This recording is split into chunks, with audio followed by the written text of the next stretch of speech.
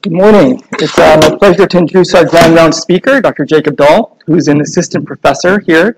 He's an interventional cardiologist who's worked at the VA Puget Sound Hospital for the last 2 years. And I think Jake, to me, epitomizes what I consider excellence in academic medicine. Not only is he a highly skilled, caring, and thoughtful physician, but he's distinguished himself through his research in cardiovascular outcomes research. Jake started out at Stanford University, then went on to Columbia for medical school. He continued to the University of Chicago and finally did his cardiology fellowship at Duke, where he did interventional and general cardiology.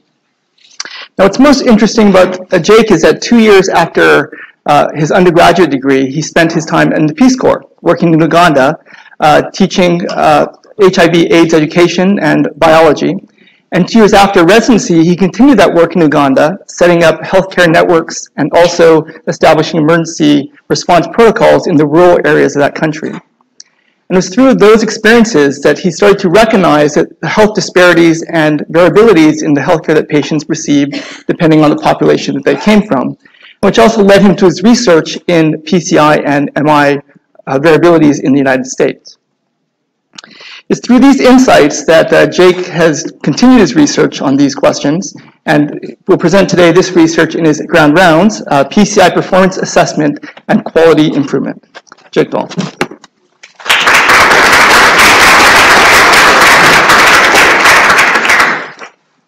Morning, everyone. Thank you, Creighton, for that introduction, and thanks, Greg and the rest of the committee for inviting me to start off the first Grand Rounds of the year. I'm very excited about that. I do not have any pertinent disclosures. And welcome back. I hope you had a great summer. Greg has already asked you guys to think about something this morning, and it may not be fair to make you think about 2 things on Friday morning before you've had your full cup of coffee. But I do want you to think about one more thing. And I want you to take this opportunity as we come here for the new academic year to think about what your resolution is. And I'm not interested in your weight loss plans or the upcoming half marathon, but what do you want to do to be better at your job in the following 12 months? Whether you're an academic clinician, whether you're an echosonographer, a resident, or a fellow. I think that we often think about making changes in our lives, but how often do we think about what we can do better as a clinician in a real dedicated sort of way? The reason I bring this up is this entire talk is going to be about how we as clinicians evaluate our performance and the mechanisms that are in place to help us improve as doctors, as nurses, as trainees, as sonographers, etc. And what we can do better in the future to facilitate everyone's quality improvement. So think about that as we go along, and at the end, if we have time for questions and you want to tell me what your resolution is and what systems we might be able to provide for you to help you reach those goals, that'd be great. The objectives today, first of all, I'm going to try to convince you that clinician performance is related to patient outcomes, which may seem trivial, but we should probably dig into it a little bit. Also review the existing PCI quality improvement models that are out there, some of which I would consider successes and some of them are slow-moving failures. And we'll investigate the roles for one potential method for improving performance, which is a research interest of mine, which is peer learning. And so I'll take you through this story and hopefully bring you to a point where I want to continue my research career digging into this topic.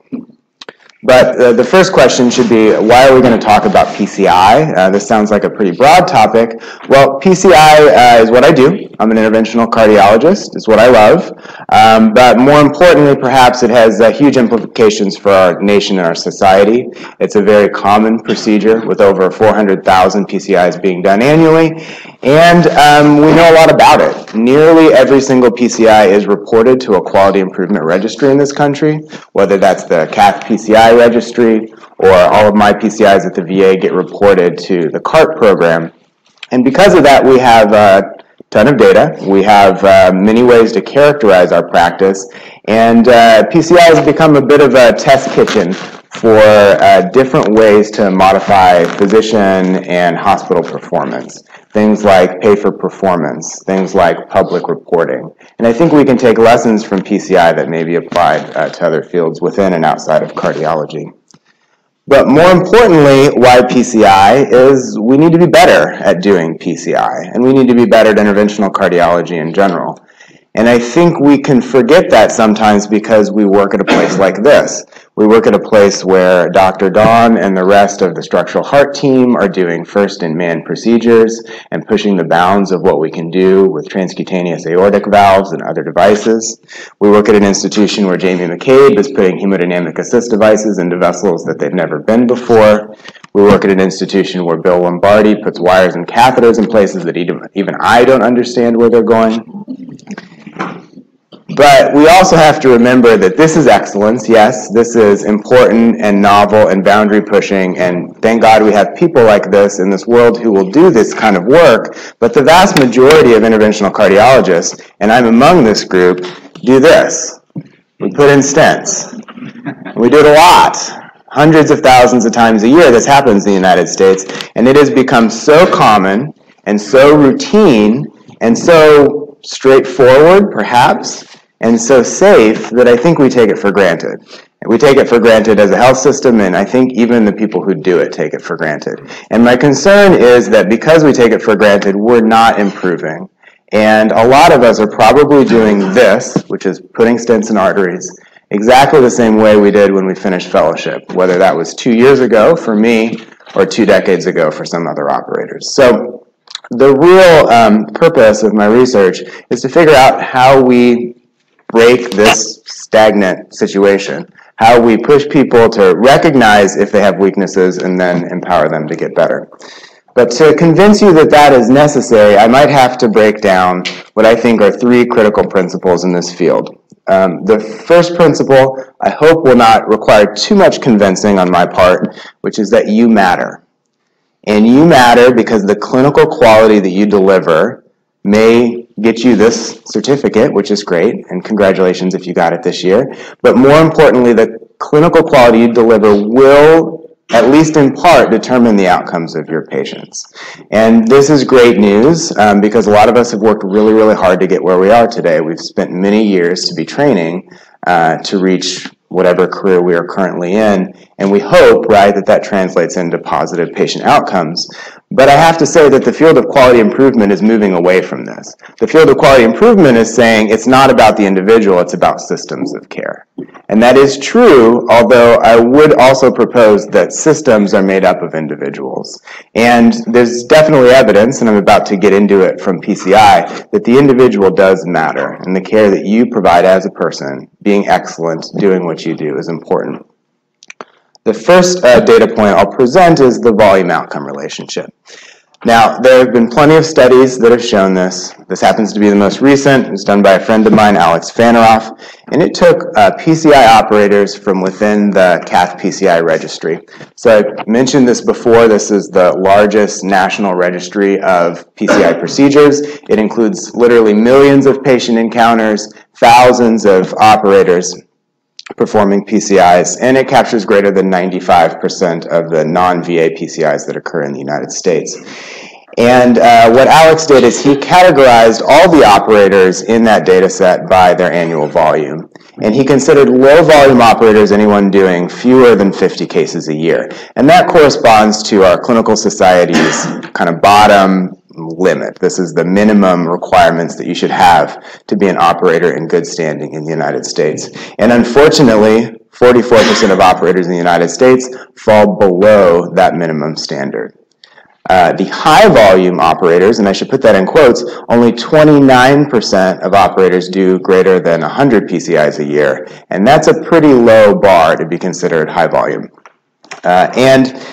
This is important because there's a relationship to outcomes. So in this graph, you see that as the operator volume goes down, the patient's in-hospital mortality goes up. This appears to be more or less a linear relationship, at least through the number of PCI procedures that most of us are doing on an annual basis. And so individuals and cath labs who do more cases, their patients do better. Now, you may say, well, that kind of makes sense. Practice makes perfect. And you may also be thinking, well, that sounds terrible, but that can't be a problem here, right? It's probably a problem back in some cow town in Kansas, like where I'm from. But here in a major metropolitan area where there are tons of great operators who trained a great program. Surely we're not having a problem with volume here. And the answer is yes, we are. And actually the west of the United States and the southwest is where operator volumes are lowest. And though we may not have a huge problem with this at this individual institution, we certainly do in the Puget Sound area, and we certainly do in the state of Washington. And I can tell you that with data from the COPE program if you want to see it, because we do track all of those numbers. So that is one piece of the puzzle, but having adequate volume is not enough. And so this is an analysis that I did also from the Cath PCI registry, where we excluded all of those low volume operators. We said we have reasonable information to assume that their outcomes may not be perfect. But what about everyone who has volumes greater than 50? These are operators in good standing, essentially, in the U.S. And we plotted their in-hospital risk-adjusted mortality of their patients against their volume over 5 years. And we created this funnel plot. So the way you interpret this is each of those individual blue dots is an operator. There's over 3,000 of them.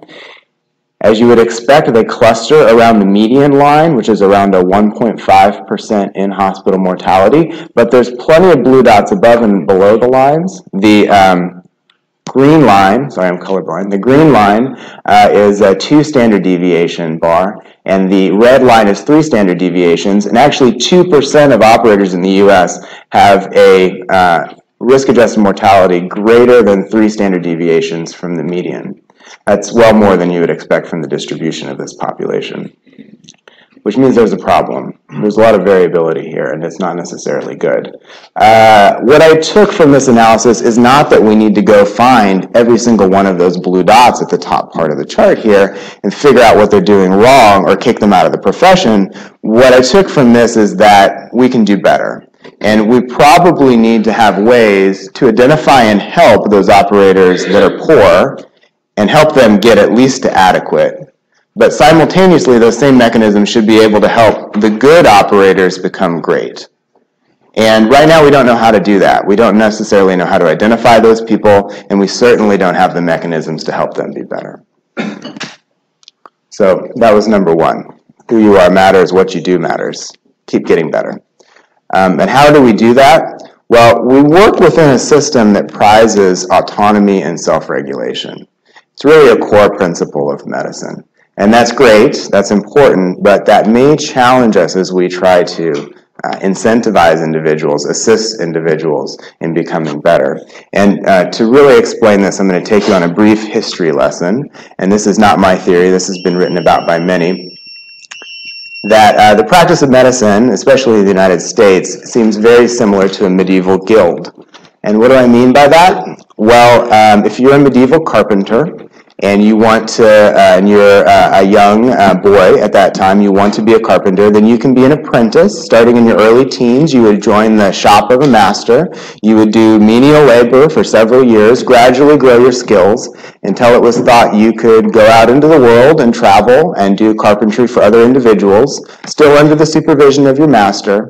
And when the guild felt that you had achieved sufficient expertise, you were determined to be a master carpenter. You could open your own shop at that point. You could train your own apprentices. You could make your own work. And to make a long story short, the purpose of this system was threefold. Number one was to ensure the quality of the product. So if you came to the guild and said, I want to contract for a bench, you could be pretty sure that whatever master carpenter you contracted with was going to give you a high quality product. But more importantly, for the guild and for the practitioners, it protected their autonomy. So people outside the guild could not tell the guild or the individual carpenters what to do, and also it protected them from competition. So people who wanted to make a bench but were not within the guild were prevented from doing so.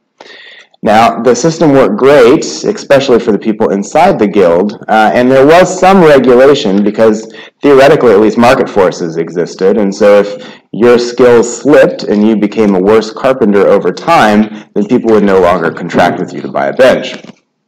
But if you translate that into the modern environment, bear with me here, it looks pretty similar. So We've got our own apprentices. We even have our own journeymen who we allow to take care of patients with some minimal supervision sometimes.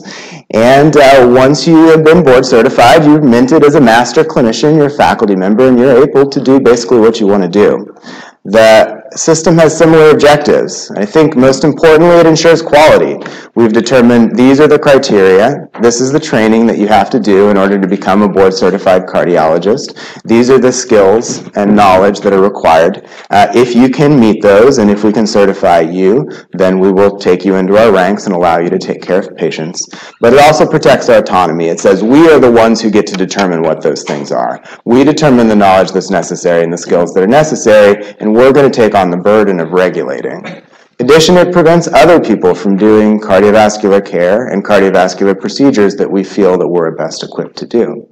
And there are no market forces in any real sense that are stopping people who are doing this poorly from continuing to practice. And in order to meet that regulatory challenge, we've said we will self-regulate.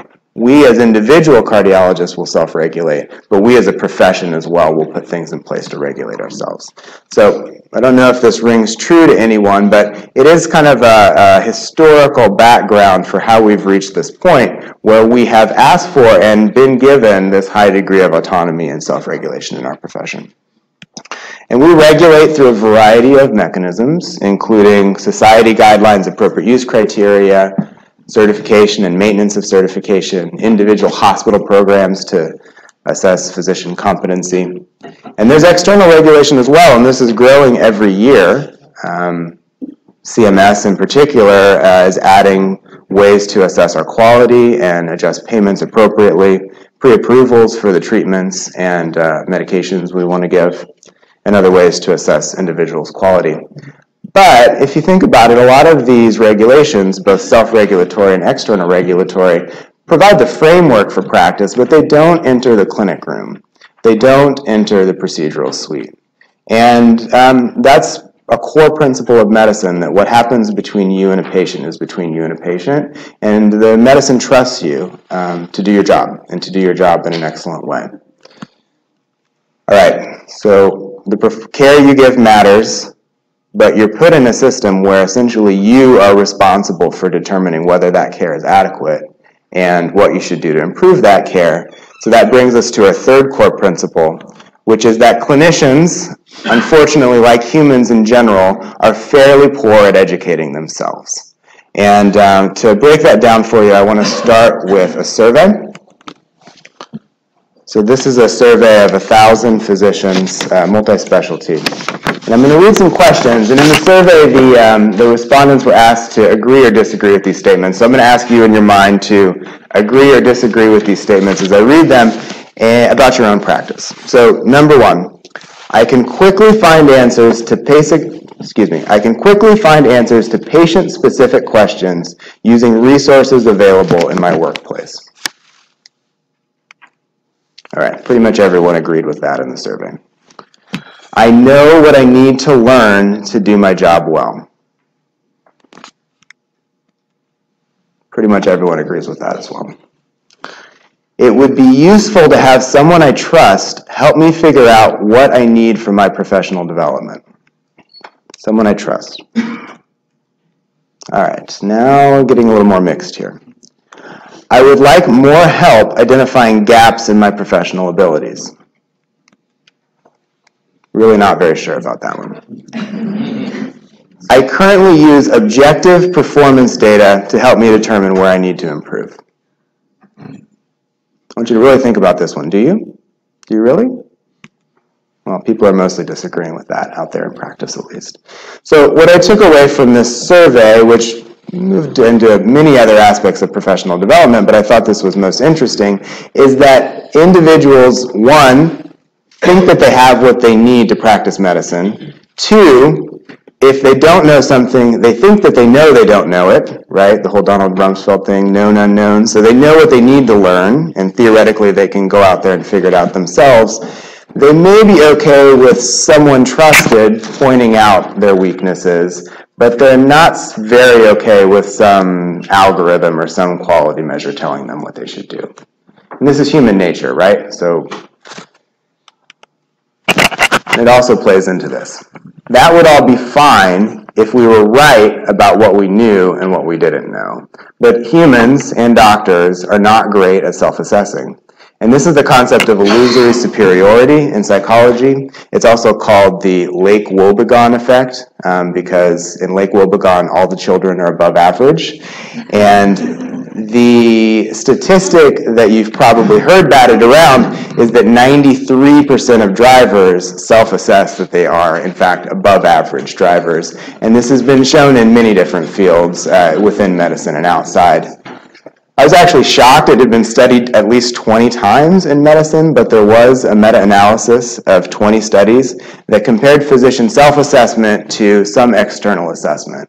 And this ran the gamut from things such as knowledge questions to basic procedures such as joint injections to our ability to interact with our patients. And it turns out that in only 7 of those 20 studies was there any positive correlation between the individual physician's assessment of their performance and some external, potentially objective assessment of their performance. And in all the others, there was either no correlation or there was an inverse relationship.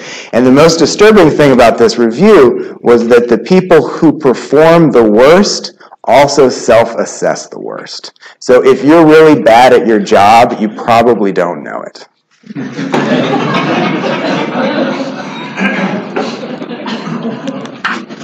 end result of all this is that we get worse, and we get worse over time. If we're not actively getting better, we probably are deteriorating. So again, not to hammer you with systematic reviews, but there was another review of 62 studies now that looked at the association of either physician age and or their time since training and performance. And again, performance here ran the gamut from their scores on board questions to performance of procedures to patient satisfaction, a variety of different mechanisms, including some that actually looked at patient mortality.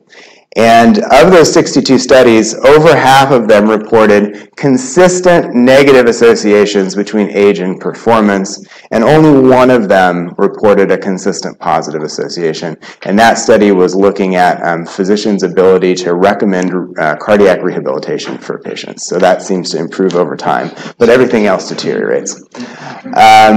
Now, if you say, well, that's an old study, that was published back in 2000. Now, with all of the information at my fingertips in the digital age, maybe, acquiring knowledge and keeping it over time doesn't mean as much. Maybe this effect is no longer in play. Well, I'm sorry, it is. So in a recent publication looking at hospitalists, for every decade that a hospitalist was out from training, the relative risk of mortality of their patients on the inpatient service went up by 4.5%.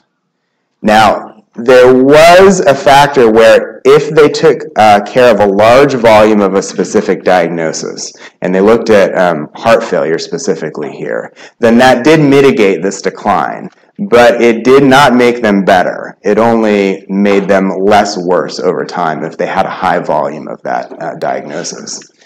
It's a little bit different for proceduralists. So high-volume proceduralists actually can improve over time, it appears. In a study of cardiothoracic surgeons done a few years ago, there was an overall decline in performance. Mortality actually increased with a relative risk of 0.9% per year.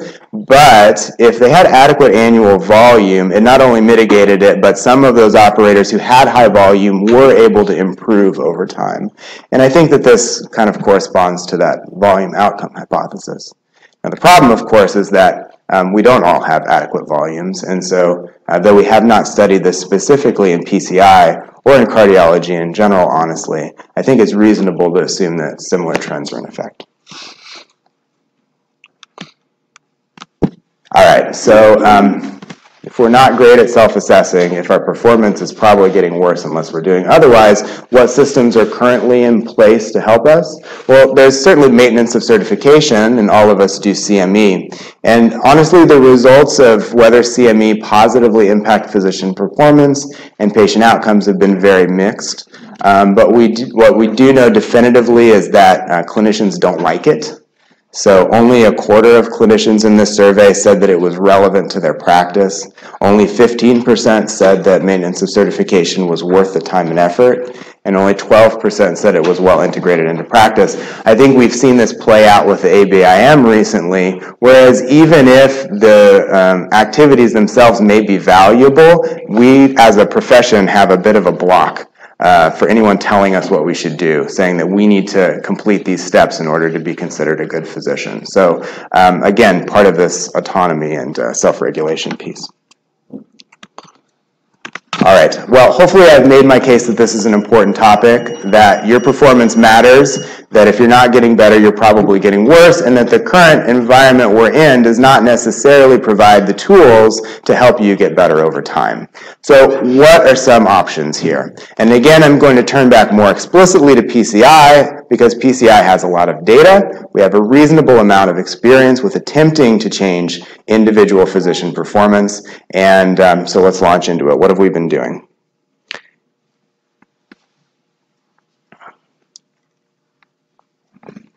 So it's hard to go too deep into quality improvement in PCI without talking about Cath PCI. It's a huge registry. It's massive, both in the number of patients and the amount of data that we accumulate from those patients. The most recent version of Cath PCI, this is the older one, 5 pages. The more recent one has more pages, and it has 348 different data fields for each individual patient. And so we know a lot about what we do, and we can break down these numbers on the level of the patient, the individual physician, the hospital health system, a lot of different levels. And what do we do with it? So I want to tell you what we do with it in 2 case studies. One I consider a great success, and one I consider not a great success. And the great success, I believe, is door to balloon time. This is an old story. I'll move through it quickly because I bet most of you know all about door to balloon time and the quality improvement around it. But door to balloon time refers to the amount of time from when a patient hits the door of the hospital, typically the emergency department, to when one of us blows up a balloon in their artery and restores flow. And it's important because we believe that the shorter time in that interval, the more myocardial salvage, the smaller infarct size, the fewer complications downstream, and ultimately the better survival of the patient. And that was borne out with reasonably good observational studies and animal studies. And because of all of that, including this graph right here, which shows that for each 15-minute increase in door to balloon time, there was a marked linear increase in the patient's in-hospital mortality. People took an interest in this measure and said, maybe we should do something about it. And Elizabeth Bradley did a great study published back in the New England Journal in 2006, where she just went to hospitals and she said, what are your door to balloon times, and can I interview you and survey you about what you do? And this histogram shows the variability back then in the early 2000s in door to balloon time, which shows most hospitals clustered around the 80, 90, 100, 110 minute mark, but some huge variability with some hospitals consistently down in the 50-minute door to balloon time, and some unfortunate hospital all the way out at 200 minutes for door to balloon time.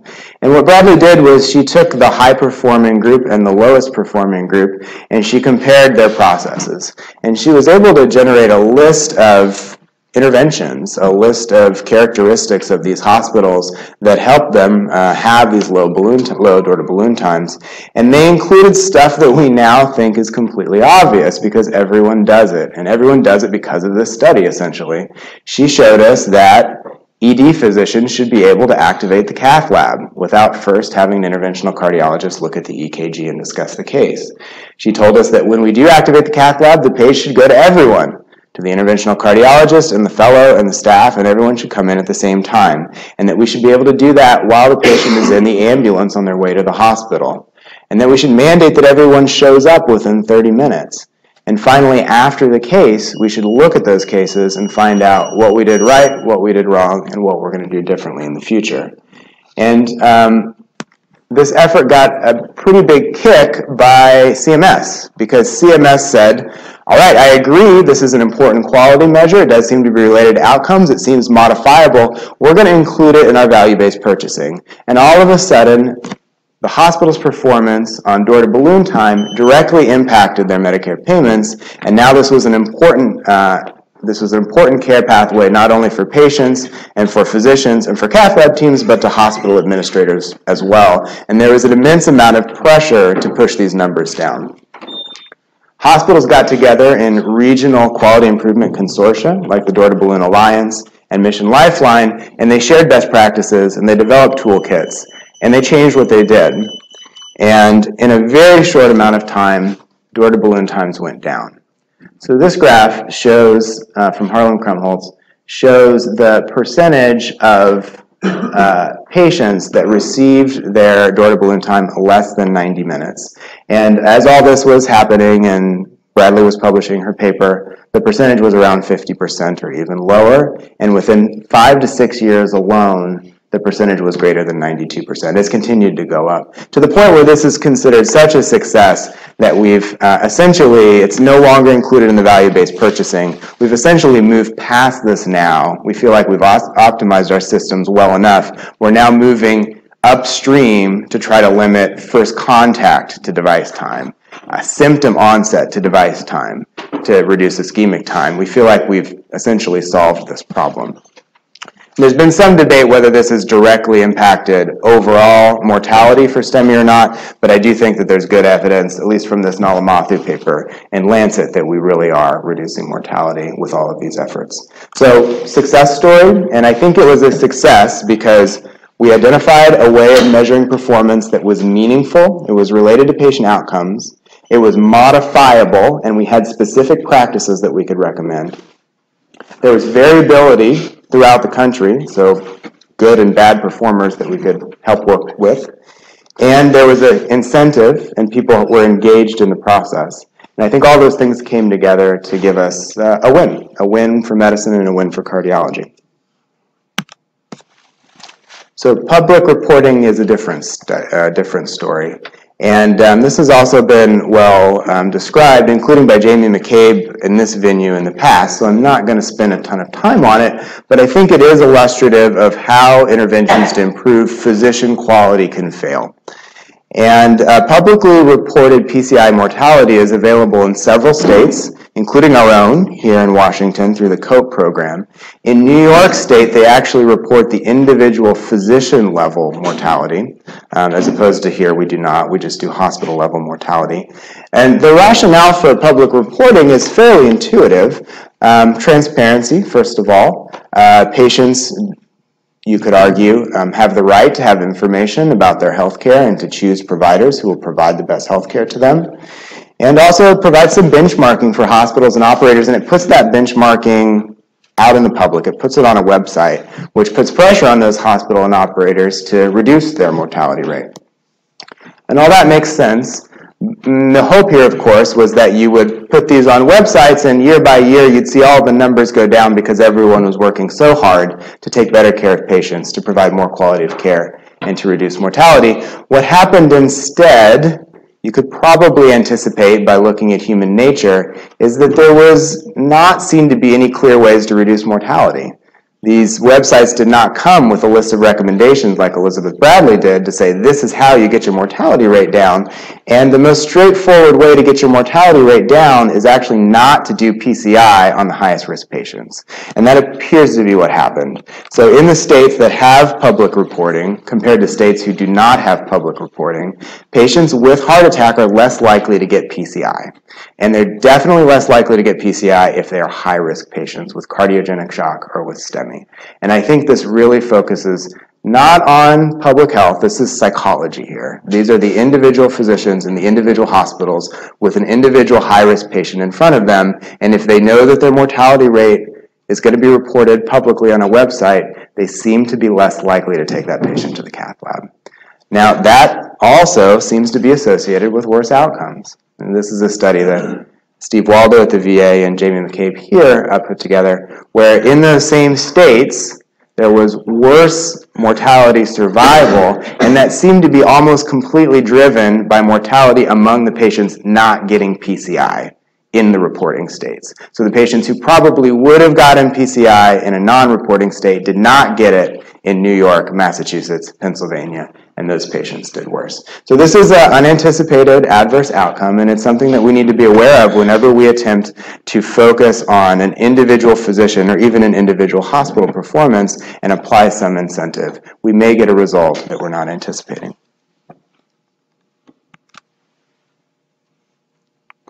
And we have a lot of options here. So again, we're swimming in data from Cath PCI, from administrative data from CART-CL.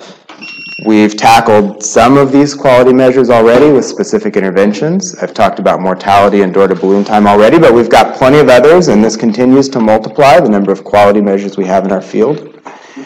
And one of the main interventions that the PCI quality improvement field promotes is just feeding back that information. And so as an interventional cardiologist today, if you participate in Cath PCI, you can request this dashboard. And this dashboard compares your performance on all these quality measures to the national medians. You can break it down in all sorts of different ways. And again, the hope here is that you'll take that information and you'll say, well, I'm not doing very well with regard to my contrast utilization, or my 30-day adjusted readmission rate is pretty poor. Let's look for ways to improve that. And I think that's important. I think having those data are important, but we're also finding out that that's not sufficient, right? Just presenting someone's data to them does not seem to turn them automatically into better clinicians. And so as we move forward here, I would say that where our current state of play, at least with PCI quality measures, looks something like this. We have a lot of data. Some of those have been translated into quality measures. Some of those quality measures actually represent actionable targets that we may be able to intervene on, and very few of them have proven successful with interventions on the ground. So we have a lot more work to do, and on several different levels. Number one, we need to make these data work better for us. We need to develop quality measures that are meaningful and that we can attack. But we also probably need to look outside this framework, and we need to look for ways to supplement these data and this reporting and these dashboards with information that may be more meaningful, perhaps, or at least complementary to what we're getting from the registries. And that's where I think peer review may play a role in peer learning. Now, this is not by any means the only way to move forward. It just happens to be what I'm most interested in. And I'm interested in it because I think it most closely replicates how we learn, how we train as residents and fellows, and what may be lacking in many ways from our day-to-day practice as faculty cardiologists. So let me dig in a little bit here. First of all, what is peer learning? So it takes many forms. Bill Lombardi's out on the road all the time, on podiums at conferences or running his own conferences to distribute his amazing expertise and knowledge. We have very knowledgeable operators here who work together in teams to teach each other to do complex cases, first-in-man cases in this case. And at an informal level, I hope you are all talking with your colleagues essentially every day about your cases, learning from their experience and comparing your practice to theirs. But there's also formal ways to make peer learning happen. One of them is something everyone knows about, which is M&M Conference. It's ubiquitous. It's actually mandated by my field. And it's pretty intuitive, right? When something bad happens, we should probably figure out what happened and prevent it from happening again. But it's really not been studied well, and it actually never been published until I did at Duke a couple years ago, where we took a look at a 10-year experience of our M&M conference there. So we'd done about 12,000 PCIs over that period, and 157 of those cases were automatically triggered for review by the M&M committee. And they were triggered by our data system. So this wasn't a physician-reported complication. You couldn't cherry pick. If there was a death in the lab, if there was a major perforation, if there was the use of an impella that was unanticipated, there were a few other triggers. Then this got routed from our data systems directly to our M&M coordinator, and these cases were reviewed at a monthly M&M meeting, and then we adjudicated them by consensus. And I'm not going to dig into this paper very deeply except to show you this table, which is how we eventually adjudicated the cases. And we looked at the performance of the physician, the performance of the staff, and the performance of the systems. And in the vast majority of cases, we said that actually the performance was fine. Something bad happened, but bad things happen in the cath lab. And that's kind of the price of doing business, and we all recognize that. And in a relatively few number of cases, 9 cases over 10 years, did we say the standard of care was not met. And in only one case, that one that was judged level 4 there, did it negatively impact the standing of the physician who ultimately left the institution. So as a quality assurance program, as a way for finding and eliminating bad apples or finding negative outliers and fixing them, this is pretty inefficient. This is 9 cases over 10 years. This is a lot of effort for that one physician who we felt like should not be a Duke interventional cardiologist. But as a participant in this, I was struck by the fact that even a level 1 case could be discussed for an hour. So at the end of the day, level 1, but we just talked for an hour about every single way you could have done that case differently. It met the standard of care. It was good enough, but it could have been better. So how do we capture that? How do we capture that information? How do we distill it? And how do we put it into a system where it's available to everyone, not just the people that work at University of Washington or Duke who have a high-quality M&M conference? Well, this study couldn't tell us. And I did subsequently join the VA, and I learned about the VA's peer review program. And I'm actually now the assistant director of CART, who is in charge of this program. And so when I took on that responsibility, I said we should look at this. And they had about a 5-year history at that point of 152 cases that were selected. And it's a very similar process. If there's a death, an emergency bypass surgery, or a stroke in any VA cath lab in the country, that gets triggered for review by a national peer review committee. And that committee's got 8 to 10 interventional cardiologists from all over the country. Each case is initially reviewed by 2 interventionalists, and then those recommendations and reports come together to the central committee who adjudicates it by majority vote, and then a report is generated back to the hospital and to the treating physician. And what I found is, like Duke, most of these cases are level 1. Bad things happen in the cath lab. You did the best you could. Only 25 cases over 5 years in the whole country were said to be not meeting the standard of care in the VA system. But in this system, unlike what I did at Duke, we actually had the reports. And in this system, they asked the operators to give more information about the performance of the procedure. So only 16% of these reviewed cases were judged to be not meeting the standard of care, level 2 or level 3. But when you ask the reviewers, do you have any concerns about the physician's judgment? In 30% of the cases, the answer was yes. Do you have any concerns about the technical performance of the procedure? Again, in 30% of the cases, yes. Do you want to make any recommendations, specific recommendations for what processes could be changed in that cath lab?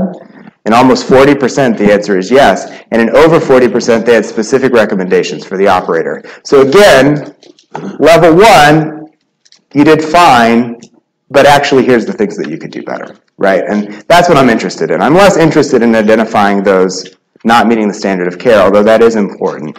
But how can we figure out how to make people better, and how can we capture this rich quality improvement information? And that's about all we know from PCI. So to give you one more story, I have to go outside of cardiology, and this is one of my favorite studies. If you haven't read this one, you should take a look. These are bariatric surgeons in Michigan. They have a consortium there for quality improvement, and 20 surgeons volunteered to have one of their laparoscopic gastric bypass surgeries reviewed. And they got to choose which one. They were told it should be a representative case, and they submitted a video, a recording of their laparoscopic case. And then that video was crowdsourced out to at least 10 different surgeons who then reviewed it, and they rated it on a variety of areas, but they also distilled down to what they called a surgical skill score. And that was basically a 1 through 5 scale of how well did they do their procedure. And then they correlated that peer-assessed skill to patient outcomes, specifically their postoperative complication rate.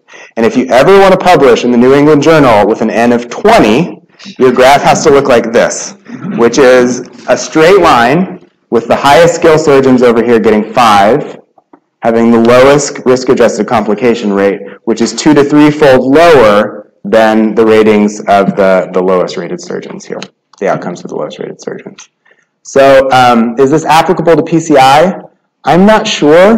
We haven't done this study yet, although I want to, but I think it probably is. And I think what the study tells us is we know who's good, right? We know who's excellent. We know who does a great job. And if there's enough data in front of us, like a video of someone doing the entire procedure, then surgeons at least can figure out who does a great job and who doesn't. And if we're able to assess that, and we know why they're not doing a good job, then shouldn't we be able to give them feedback on how they can do a better job? And the surgeons in this consortium have decided that the intervention that's going to fix this is coaching. And so the great surgeons are now going into the hospitals of the poorly performing surgeons, and they're coaching them on how they can do better. Now, there's a lot of problems with that, as you might imagine, especially when you're telling surgeons what to do, just like telling PCI operators what to do, and they haven't published their data yet, so I don't know how that's going. But I'm fascinated to find out, because they did the initial first step, which is a hard first step, which is to prove we know who's good and bad, and that actually makes a difference for patient outcomes.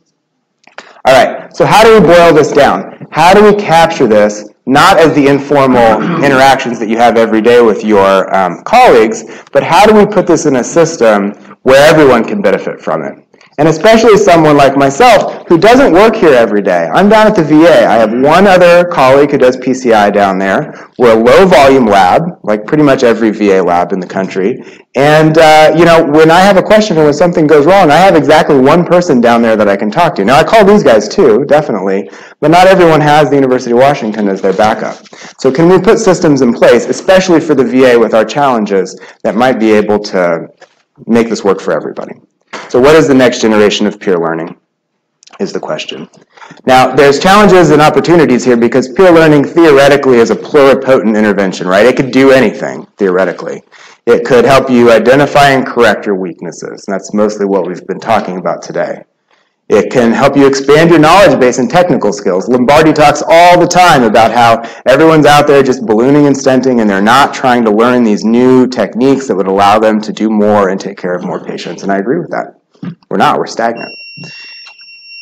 Potentially, it could help you disseminate best practices and novel technologies and actually provide resources for challenging cases prospectively. Why can't we crowdsource our challenging cases out there and let people throughout the country give us feedback?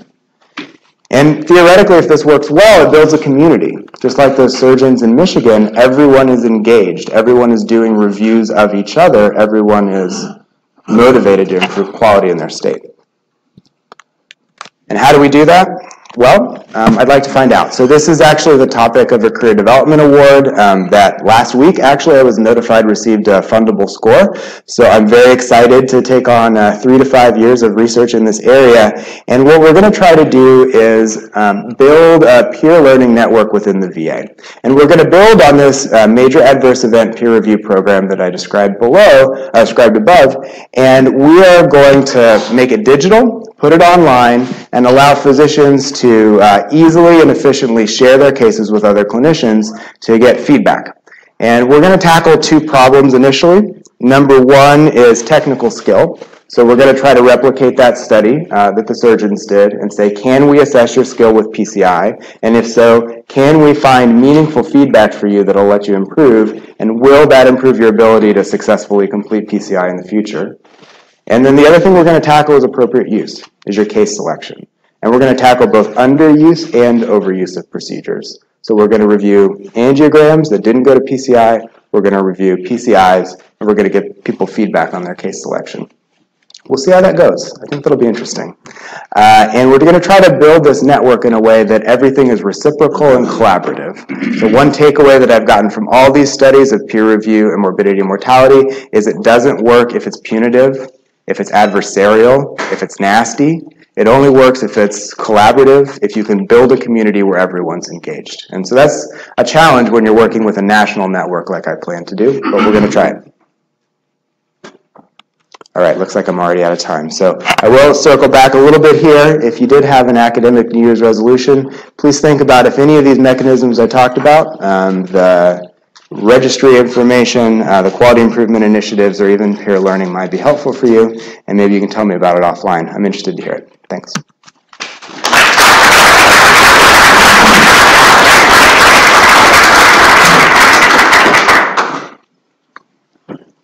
And I think we have time for questions. I'm sure you're familiar with the book Forgive and Remember. So this is basically an anthropological study of a bunch of surgical training program at Pacific Hospital, which everyone knows is the University of Chicago. And basically, several things came out in that analysis. The surgeons had two ways of dealing with people. If you were morally bankrupt, you got kicked out of the program. If you were technically inadequate, they found you a place in a lesser program and passed you along. And I'm just wondering if you think that's sort of, it's an interesting way to deal with this problem. And obviously, in addition to what you were talking about with self-regulation, there's also malpractice regulation, this idea that we can identify the bad apples and squash them so that they are no longer harming patients. Why not expand that concept and just get rid of all these people? I mean, we actually have probably enough good operators to take up the caseload. Why do we have to allow people to do low cases and create lots of bad outcomes? You're more brave than I am. I don't necessarily disagree with any of that. Maybe because I'm early career and I don't want to get ostracized from the community. No, I think that that's actually a reasonable thought. And as you have illuminated, in addition to us being a guild system, we're a system which, if you get in the very beginning of the conveyor belt, you're very likely to get spit out the back end. The failure rate through medical school, residency, and fellowship is extremely low. And we like to tell ourselves that's because we do such a great job of selecting our medical students, right? And it used to be on the basis of an MCAT score, which I would argue is not the best way to select people to start the conveyor belt. Now we're doing better with that, and the MCAT has changed, and medical school selection has changed. But it's still true that if you get on the conveyor belt, you're probably going to end up with a white coat in front of a patient at some point, and that is a problem. Now, on the back end, if you've practiced for a long period of time, so you've reached what should be the end of your career, for example, some institutions are trying to find ways to get those operators, proceduralists, out of practice, and it's been challenging on a legal perspective. So while I was at Duke, they had a rule that if you turned 70, you were done. And Tom Bayshore, who is a great cardiologist and was a great cardiologist at 69 and still is at 72, challenged that rule and he won. He's still practicing cardiology. And so attempts to get people out of the profession, I don't argue with you, but they've got to have a lot of evidence behind them, and they've got to be really structured, and they've got to be applicable to everyone, and they can't be capricious in nature, or else they're not going to survive legal challenges, and they're not going to have acceptance of the community. Do you think that the volume criteria would be offset by peer learning? And you had a slide up there where you showed the interventional volume across the country, and I'm from Milwaukee, and I noticed that Milwaukee was white, which means low operator. And the reason for it, there's too many hospitals doing the procedure, and everybody wants to stay in the game. And I'm not sure pure learning is really going to fix that problem. I think there's just too many operators. Yeah, I agree with you. And I think there's talk in our profession about limiting the number of fellowship slots and maybe not minting so many new PCI operators. And people are doing other things too, like TAVR and whatnot, but it's not fixed that problem yet. I think peer learning can help. I didn't present data of interviews that I did from our VA peer review program. So I interviewed 5 reviewers and 5 reviewees from that program. And the reviewers, I think, get more than the reviewees, honestly. And the reviewers say, I learn a ton from this process. I learn a ton from debating these cases with my co-reviewers. And then one quote that really stuck out was, I get to learn without hurting people. And it's true, like in our practice today, we learn by doing something to patients. There's very few opportunities for us to develop new skills that are not us physically with a patient who could be harmed by us learning that new skill. So I think we need simulation. I didn't talk about any of this, right? I think we need simulation. I think we need coaching. I think we need to find ways for people to replicate that experience of actually doing the procedure without hurting a patient. But maybe peer learning can be part of that. Yeah. So I noticed that the complications, which we obviously have to spend a ton of time getting through, 156 complications and 75,000 PCIs. What about the successes? I don't think as in medicine, we kind of keep ourselves from resting on our laurels, but periodically we take somebody who's super high risk, they get a procedure, they get through the ICU, and they go home. And there's got to be something we can learn from that, not just what we did wrong, but what we did right.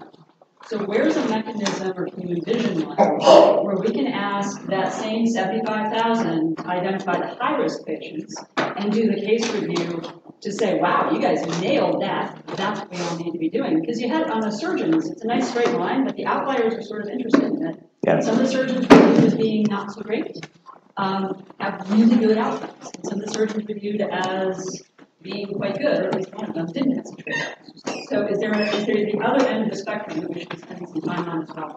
Yeah, I think that's a great point. And actually in the studies that we're planning, we're not only going to look at complicated cases, well, take that the wrong way. We're going to look at high-risk cases and complicated cases, but not necessarily only cases that have complications. So the idea here is that you will see the full spectrum of performance.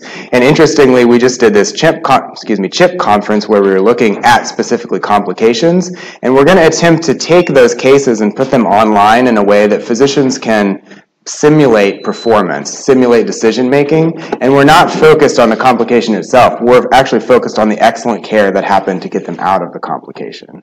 And to allow physicians who may only see one major perforation a decade to go through a few cases online and say, okay, this is how an expert operator actually dealt with that. And to force themselves to say, how would I do that before they get to see the answer? And so I think, again, simulation, these live cases are a mechanism to do that, but we don't do enough of that. We don't have enough access to those resources. Yeah, so I mean, you're focused very much on the individual and peer learning, and you're probably aware in the UK and the NHS, they've tried to take these same principles about peer learning and starting with a dashboard and data to the practice study. So they take the whole practice and they look at the data from that practice, and then they're trying to reduce variation between different centers and then identify goals. And it's like you said, you can't tell people what to do, so each center decides its own goals. Let's iterative process. So it's a whole thing, program within the NHS called Getting It Right First Time, which kind of takes this principle and gets away from the bad operator and saying it's a system, and the system can do that. Operator just maybe work within the system. If they're really bad, I mean, that's different, but it's more that individual is part of the group. So I don't know if with your research, I mean, if you start with the individual, it's just something from the unit like the whole VA unit rather than individual people. Yeah, it's a great point. And there's another VA program that I'm a part of. It's a coaching program for radial access use, and it's taking labs, so it's actually me as a high-volume radial operator and my nurse manager, and we go to a training session with low-volume radial labs, and then we do coaching visits where we go to their institutions and we say, this is how we do things, this is how you may want to do things. So that's kind of that on some level. I do know that there's a partnership between, I think it's Hopkins and one of the Boston hospitals where they're doing this. They're basically saying, you know, obviously we do a lot of stuff right, but maybe there's overlap where we do something great and you don't. And so they actually are doing peer review of programs, which I think is really exciting, although they haven't published their data yet. One last question. Yes, Ravi, of course. So what you did show actually had, you know, the public reporting states versus non-reporting states, and how there was, you know, case selection. There's going to be a lot of cases that actually don't end up going to procedure that also have bad outcomes. And I mean, I think there should be some peer learning there as well as to the cases that, oh, I would have taken these patients because they are high risk, but and, you know, there are going to be complications, but this is a patient worth investing the time and resource into because they do have a potential for a good outcome. And they don't get captured in the procedure-specific registry. So you have to dig a little deeper, either on the local level or use registries like the Action Registry of MI to try to identify those patients. It's a hard problem, but it is really the next frontier. I wonder if that's easier in the VA system than the other one. So that's one reason we're going to look at underuse. So we will be looking at patients mostly with NSTEMI and finding out if they should be getting PCI or not, which is one way to approach that. But even the highest risk patients, you're doing a great job at Harvard for trying to capture those patients, but how we systematize that for the whole country, I'm not sure. All right, thanks everyone for putting up with me.